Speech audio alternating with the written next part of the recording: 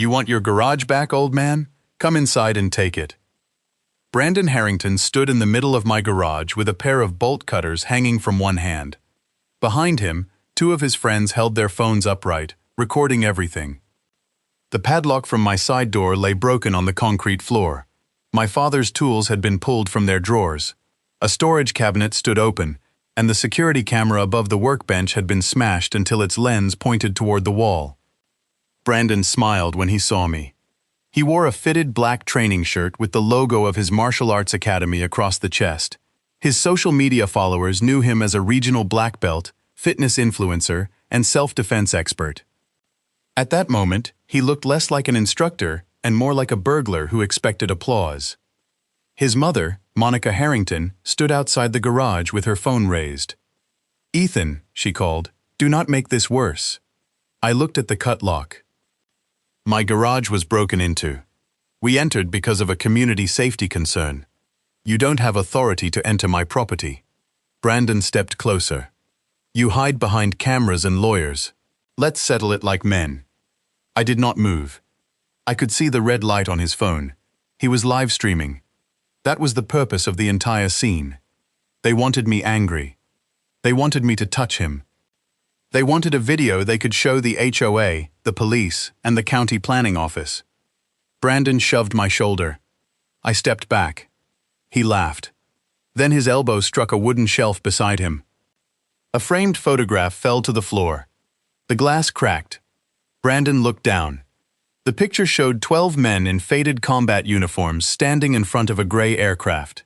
I was in the center. Underneath, someone had written, "Lieutenant Commander Ethan Cole, Task Unit Lead." Brandon's smile disappeared. "You were a SEAL? I asked you to leave." He looked at the photograph again. He thought that was the secret that would ruin his plan. It wasn't. The camera he destroyed was only the camera I wanted him to see.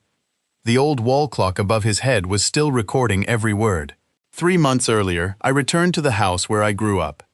My father, Raymond Cole, had died after a stroke at 79.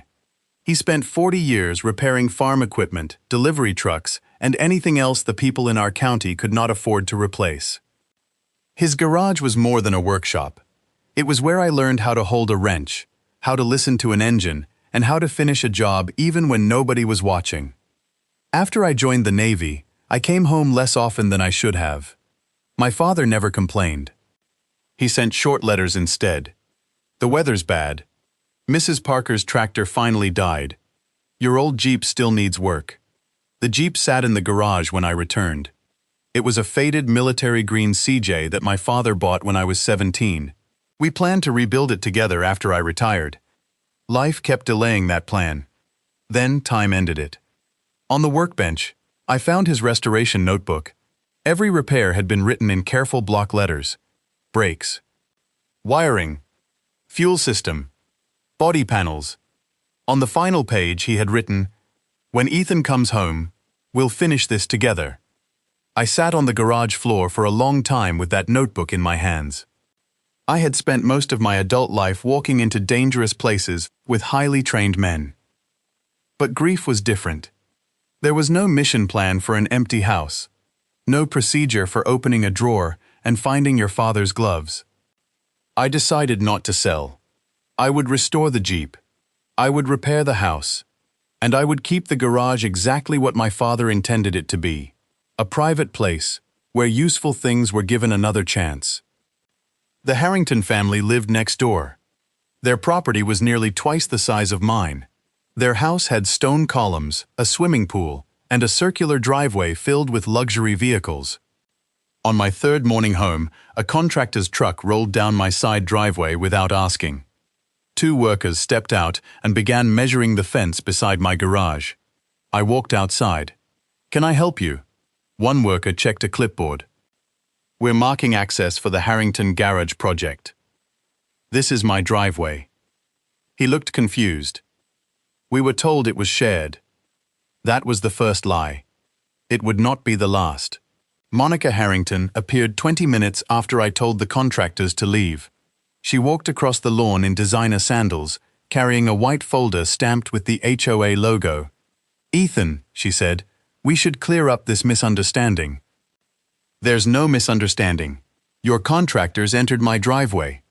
That lane has always been used by both properties. No, it hasn't. Your father never objected. I looked toward the garage. My father kept records. Her expression changed slightly. Then the smile returned. We're planning improvements behind our home. The construction crews may occasionally need access. They won't have it. Monica opened the folder. The HOA recognizes this lane as emergency and utility access. Show me the easement. This isn't a courtroom. Then stop making legal claims. She closed the folder. Monica was accustomed to people accepting authority when it arrived on letterhead. She served on the HOA Architectural Committee and controlled most neighborhood communications. Her husband, Richard, owned Harrington Luxury Construction. Their son Brandon ran a popular fitness channel and had recently moved back home. The next morning, his red sports car was parked halfway down my driveway. I knocked on the Harringtons' door. Brandon answered wearing training clothes. Move your car. He glanced past me. I'll be leaving soon. You're parked on private property. My mom says it's shared. Your mother is wrong. He smiled. You always this friendly? Only when people enter my property without permission. He stepped closer. Brandon was 25, athletic, and proud of the effect his size had on people. My family has used that driveway for years. I grew up here. No, you haven't. He moved the car, but only after making me wait. Over the next 2 weeks, the Harringtons used the lane repeatedly. Delivery drivers, landscapers, survey crews, guests turning around after parties. Each time, I documented the date. Then the HOA sent me a violation notice for obstructing recognized community access. I read every page of the bylaws. No community access provision applied to my driveway. The county deed showed the entire lane belonged to my property. I responded in writing. Monica rejected my appeal within 2 hours. That evening, Brandon posted a video filmed beside my garage. He called me a paranoid old man trying to steal a shared road from the neighborhood. The video received thousands of views. I did not respond online. I downloaded it, saved the comments, and started a file. Brandon discovered that humiliating me was good for his engagement. His first video received more attention than his usual training clips, so he made another. This time, he stood at the entrance to my driveway and pointed toward the garage. The neighborhood squatter is back, he said. He thinks buying a few cameras means he owns everything. I had not bought the property. I had inherited it from my father. And the deed proved exactly what I owned. Facts did not matter to Brandon's audience. The story was easier if I was an unstable old man trying to stop a young, successful family from improving the neighborhood. His third video showed me walking toward his car after he parked near my garage. He removed the part where I calmly asked him to leave. He kept the moment I raised one hand and pointed toward the road. The caption read, "Crazy veteran threatens me again." That was the first time Brandon publicly mentioned my military service. I had never discussed it with him.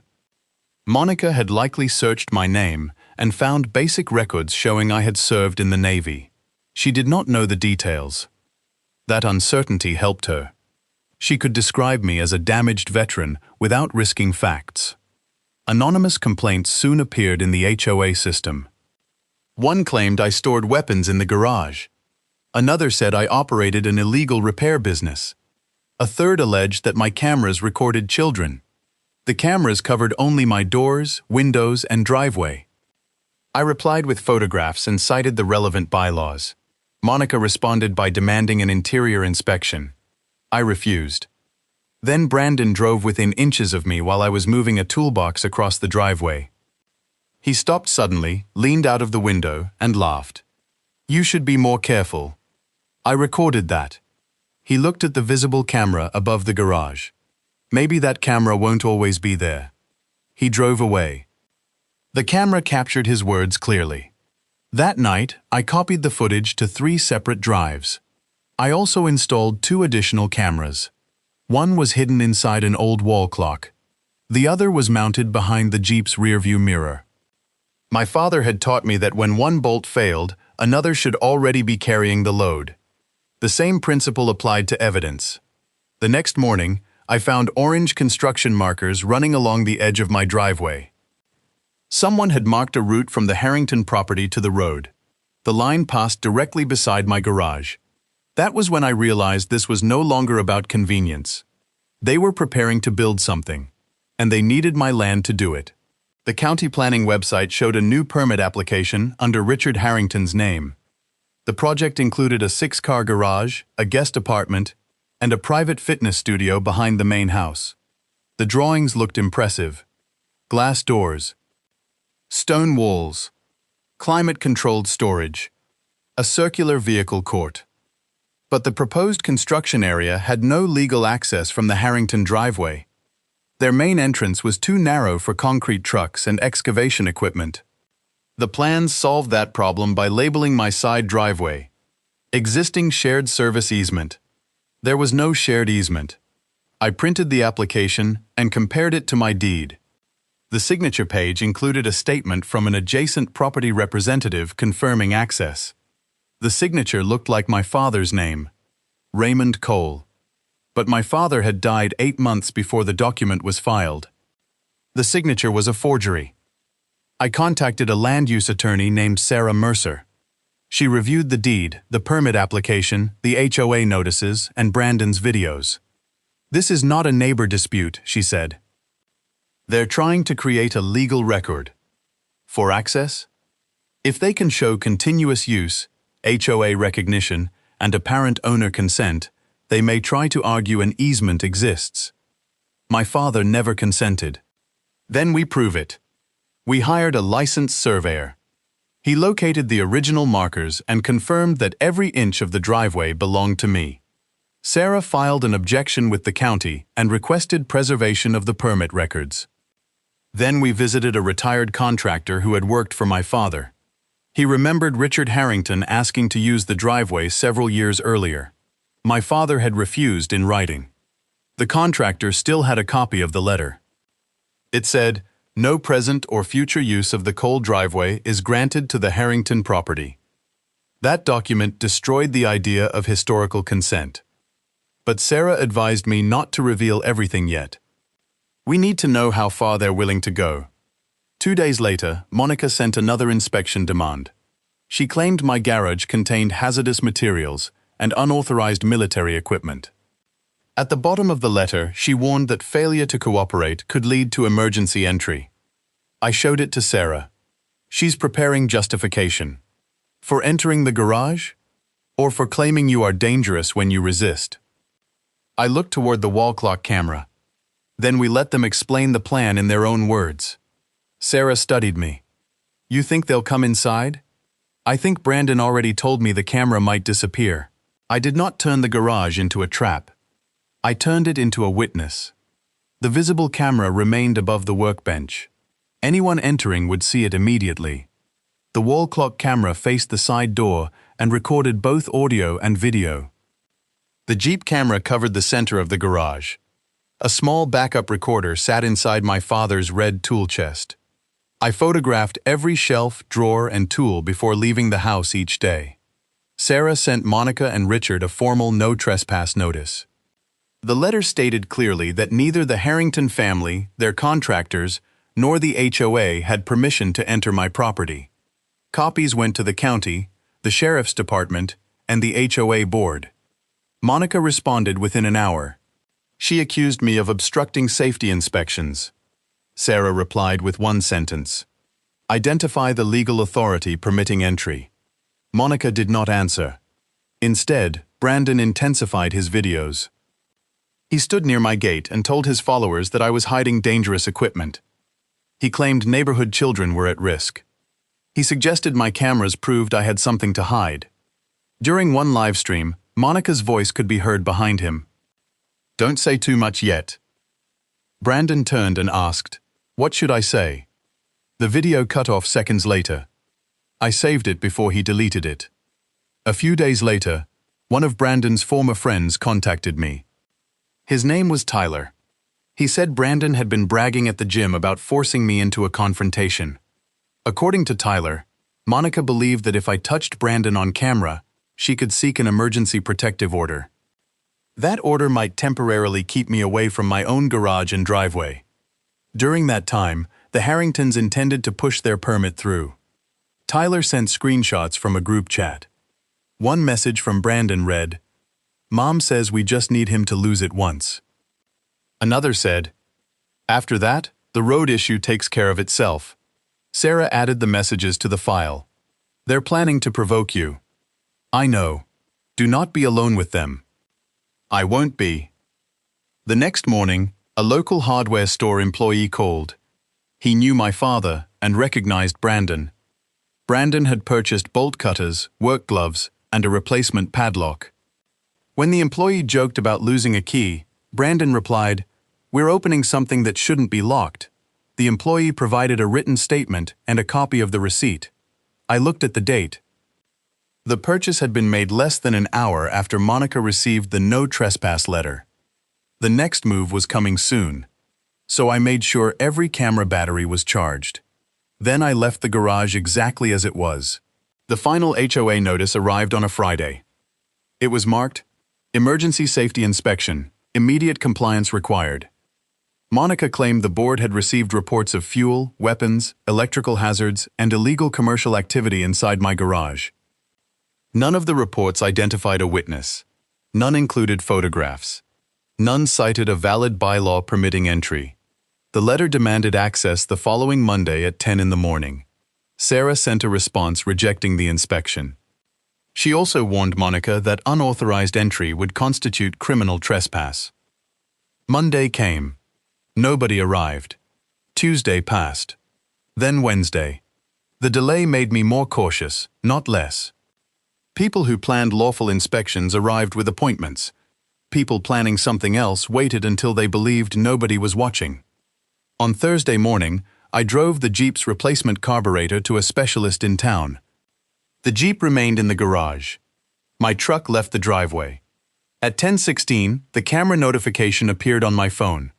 Brandon entered the side yard with two friends. He wore gloves. One friend carried a camera. The other watched the street.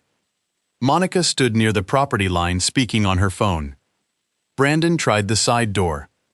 Locked. He looked directly into the visible security camera and smiled. Then he lifted the bolt cutters.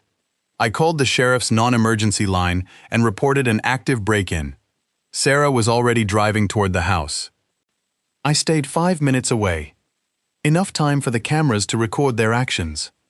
Not enough time for them to damage anything beyond repair. Brandon cut the lock. He opened the door and stepped inside. One friend followed. The other remained outside filming. Brandon immediately walked to the visible camera and struck it with the bolt cutters. The screen on my phone went black, but the wall clock feed continued. He began opening cabinets. He pulled tools from drawers and placed them on the floor.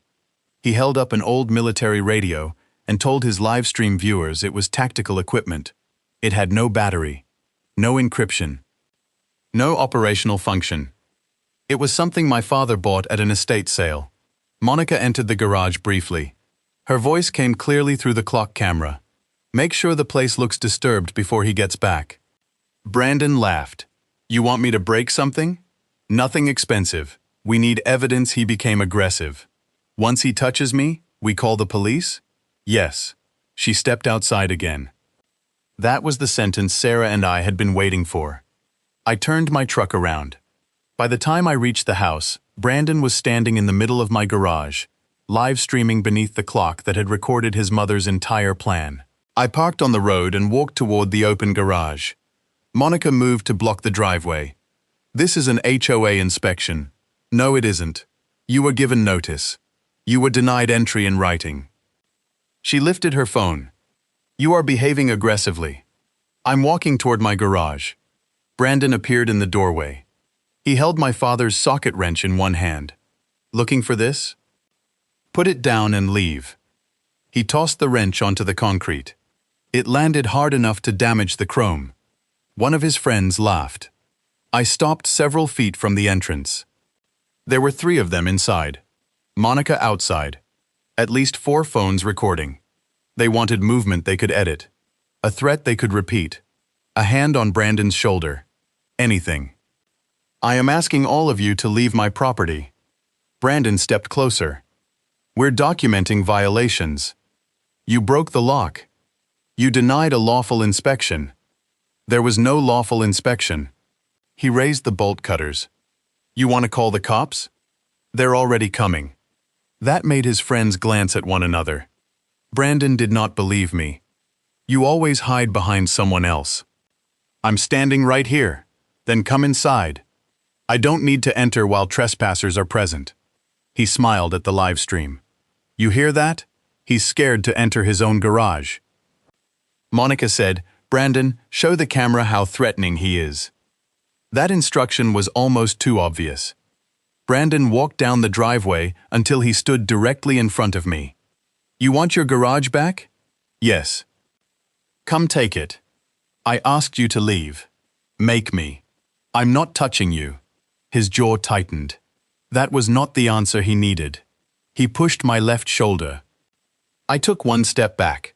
Monica raised her phone higher. There, she shouted. He threatened Brandon. Nobody had heard a threat. Brandon shoved me again. I kept my hands open. Do not touch me again. He looked toward his mother. She gave a short nod. Brandon swung. The punch was fast, aimed at the side of my head. I shifted outside the line, caught his wrist, and controlled his elbow. His momentum carried him forward. I turned him toward the workbench and pinned his forearm against the wood. No strike, no choke, no impact, just control. His friends stopped laughing. Then Brandon's hip struck the shelf. The framed photograph fell and shattered at our feet. He stared down at it.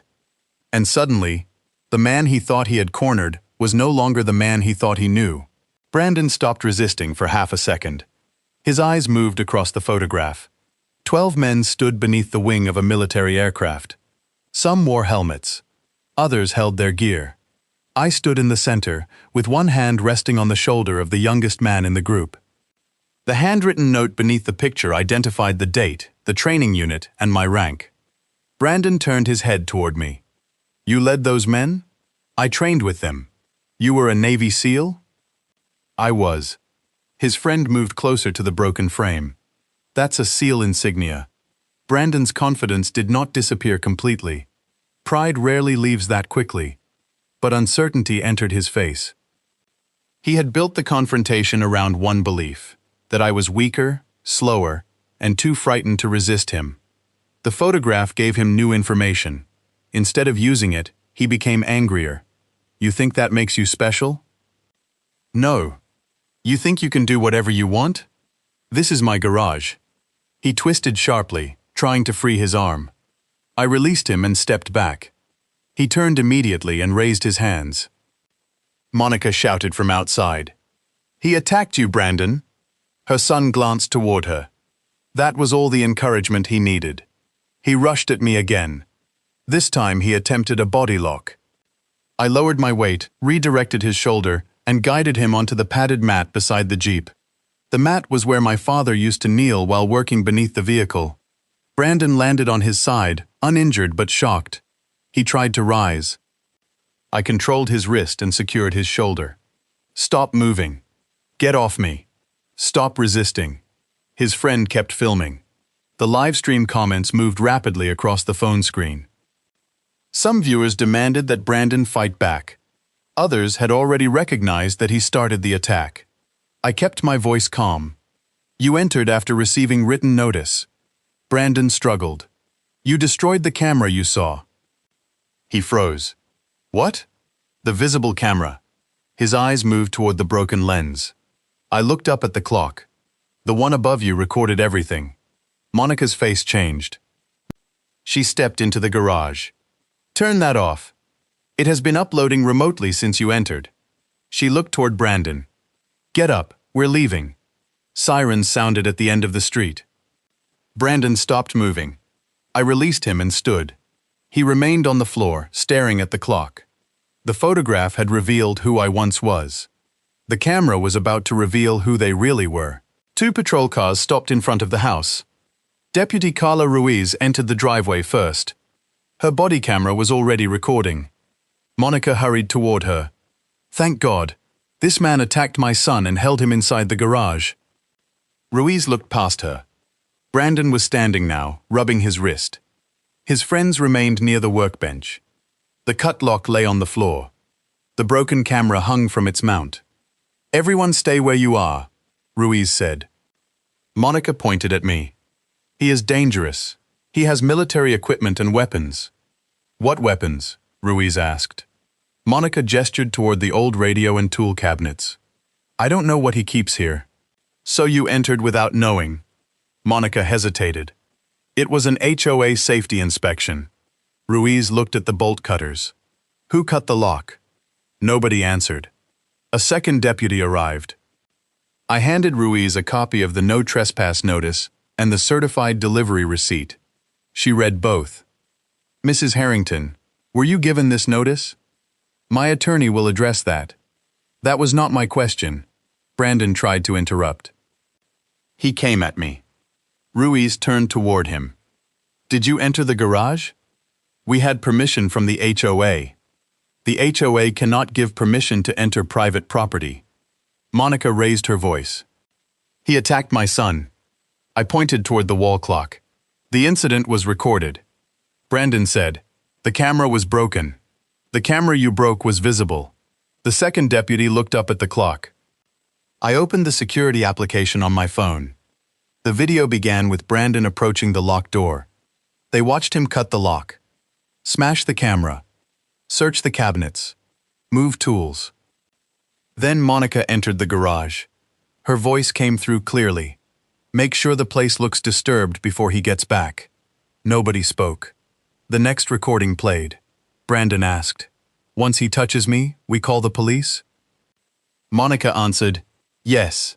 Her face lost color. That conversation is being misunderstood. Ruiz continued watching. The footage showed my arrival.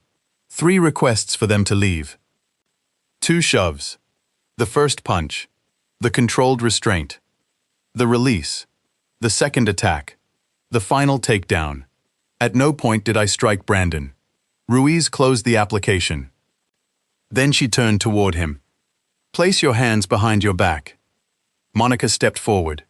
You cannot arrest my son. Ruiz looked at her. I'm arresting him for criminal trespass, property damage, and assault. Then the deputy looked toward Monica. And you need to remain here while we determine your role. For the first time, the Harringtons were no longer directing the scene. They were standing inside the evidence they had created. Brandon's live stream was still running when the deputies arrived. One of his friends tried to end it.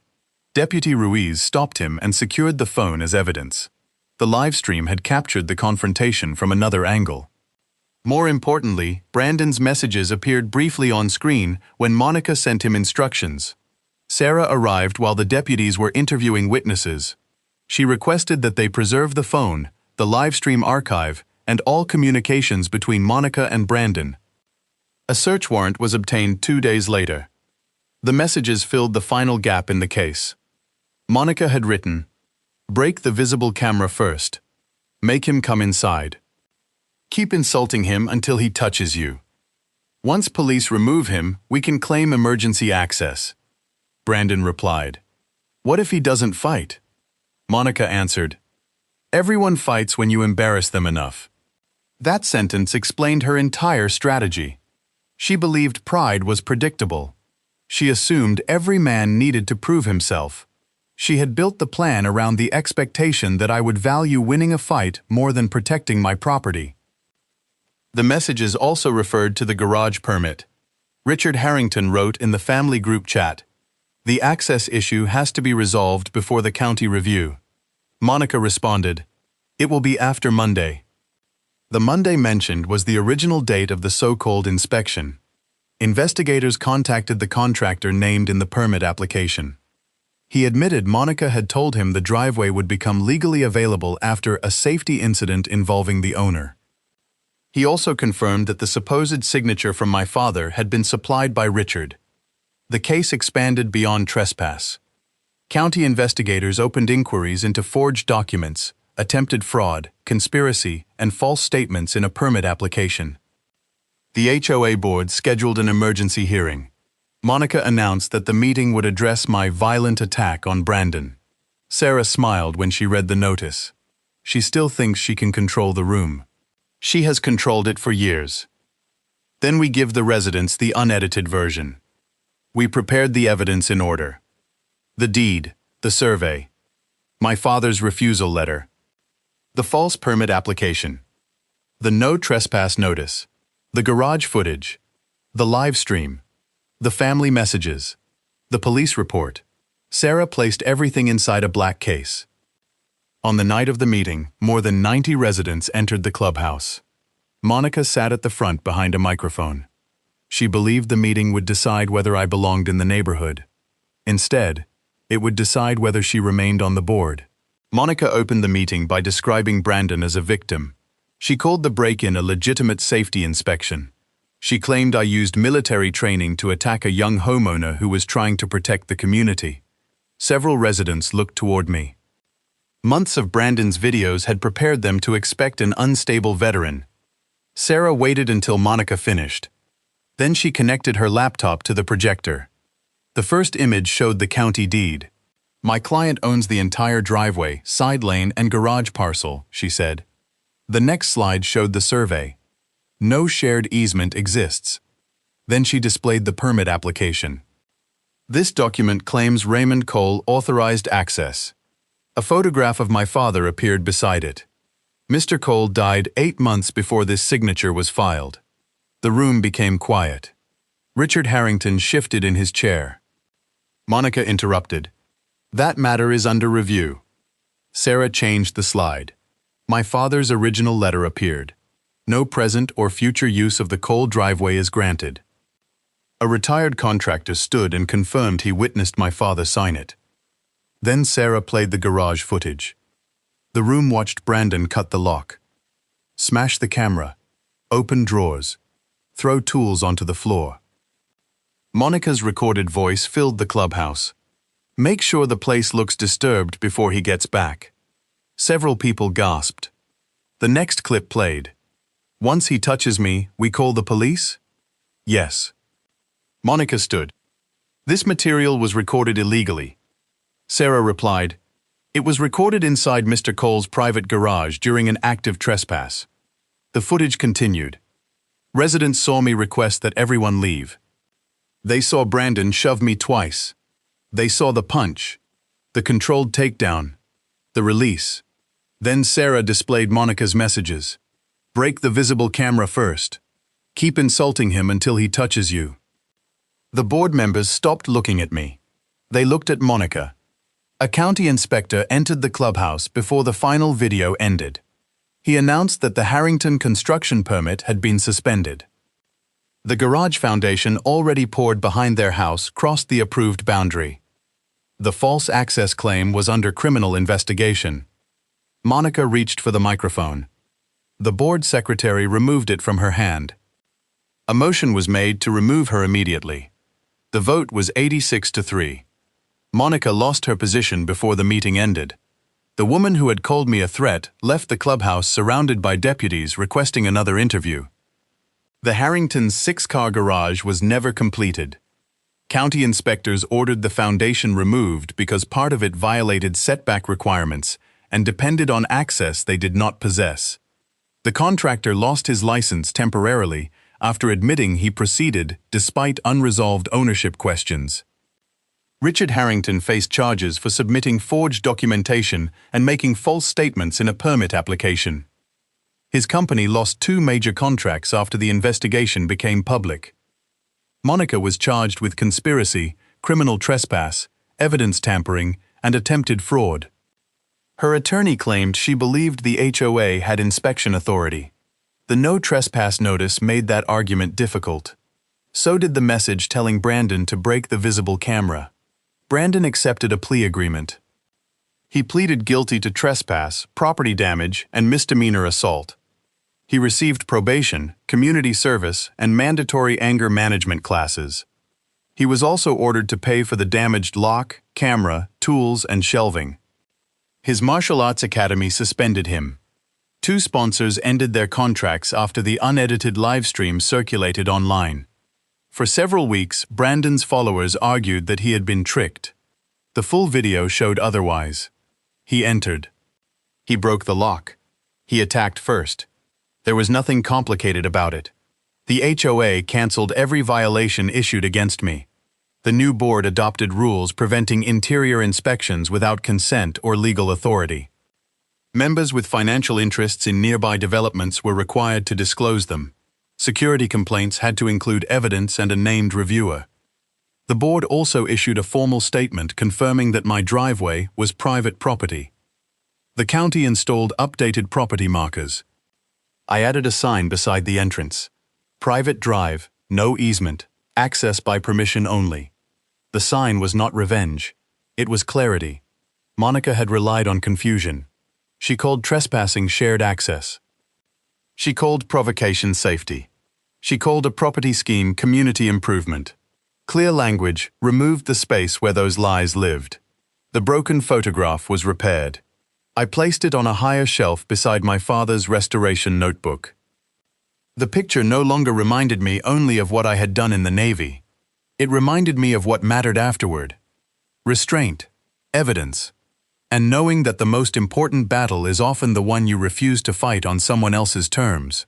5 months after the hearing, Brandon came back to my house. He parked on the public road. He did not enter the driveway. He stood beside the private property sign and waited. I saw him through the garage window but did not go outside immediately. Waiting was part of the lesson. Eventually, I walked toward the gate. What do you need? He looked thinner, less polished. There was no training shirt, camera crew, or phone live streaming in his hand. I came to apologize. For what? He hesitated. For breaking in. For touching your father's tools.